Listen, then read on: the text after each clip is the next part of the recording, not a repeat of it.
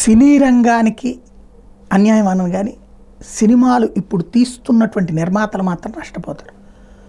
పవన్ కళ్యాణ్ గారు వారంలో ఓ 2 రోజులు పెట్టుకుంటే కరెక్ట్గా ఉంటుంది. శని ఆదివారాలు ఆ పని మీద ఉంటే బాగానే ఉంటుంది. తన చేతిలో ఉన్నటువంటి సినిమాల్ని రిలీజ్ చేసే బాధ్యత తీసుకోవాలి. ఆయన ఒక ప్రజాప్రతినిధిగా ఎన్నికయ్యి డిప్యూటీ సీఎంగా ఉన్నారు కాబట్టి ఖచ్చితంగా ఆ బాధ్యతలు నిర్వర్తించాలి. శని ఆదివారాలు సెలవు పెట్టి తన సినిమా షూటింగ్ చేసుకుంటే తప్పేమీ లేదు.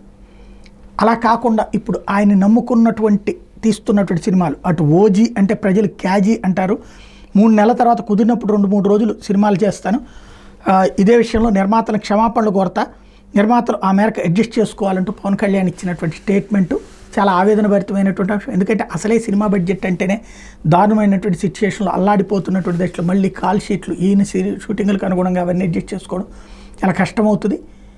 సినిమాని తన వృత్తి తను చేయడంలో తప్పే లేదు.